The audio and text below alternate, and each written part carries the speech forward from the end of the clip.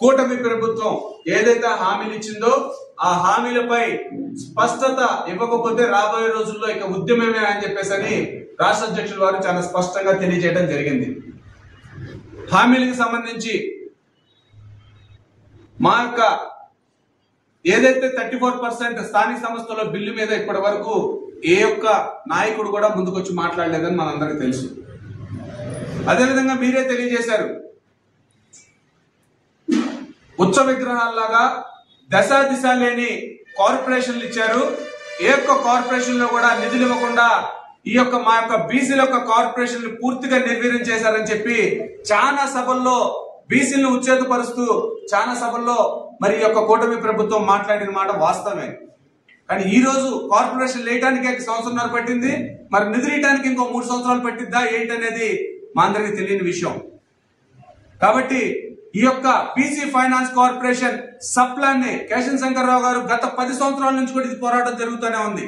మా sub plan మాకు ఉండాలి, మా యొక్క బీసీ సబ్ ప్లాన్ ఎంత పెడతారనేది బడ్జెట్ లో చాలా స్పష్టంగా ఉండాలి, మా యొక్క డబ్బు మాకు ఖర్చు పెట్టాలి, దాని మీద స్పష్టత ఉండాలని చెప్పేసి చాలా సందర్భాల్లో రిప్రజెంటేషన్స్ ఇవ్వడం కానీ మాట్లాడటం కానీ జరిగింది. కానీ ఇప్పటి వరకు ప్రభుత్వాలు దాని మీద దృష్టి పెట్టలేదని చాలా స్పష్టంగా అర్థమవుతా ఉంది. మీ అందరూ గమనించాలి, జనగణన పార్టీ వచ్చినమంటే జనగణన చేస్తా అన్నారు.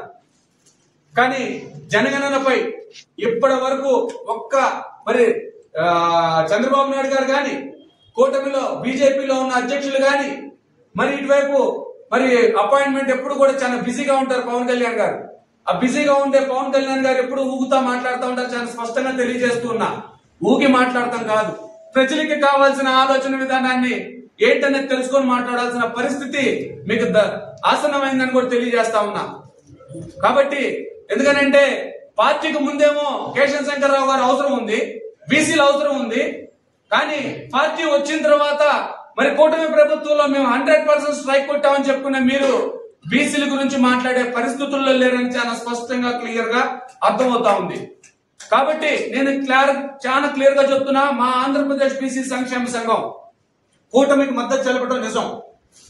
రాష్ట్రంలో మరి ఎక్కువ పరిస్థితులను మార్చాలి, ఈ యొక్క విధానాలను మార్చాలని అంటే మరి ఈ యొక్క కూటమి ప్రభుత్వం చేస్తుంది. హామీలు ఇచ్చింది, బీసీలకి రక్షణ చట్టం కల్పిస్తానని చెప్పి చాలా స్పష్టంగా తెలియజేసిందని ఆ రోజు కేశవ శంకర్రావు గారు రాష్ట్ర బృందం అంతా కూడా ఈ పార్టీకి మద్దతు చెప్పడం నిజం.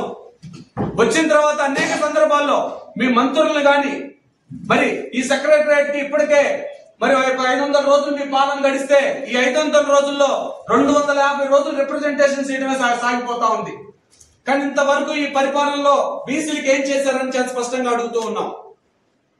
ఎంత కాడికి నిన్న చంద్రబాబు నాయుడు గారు మాట్లాడుతూ ఉన్నారు, పార్టీ పెట్టినప్పుడు కాడి నుంచి కూడా బీసీలే మాకు అండదండ అని. కానీ బీసీలకు సంబంధించిన అంశాలపై ఎందుకు చంద్రబాబు నాయుడు గారు మీకు ఎంత వివక్షత అని అడుగుతా ఉన్నా.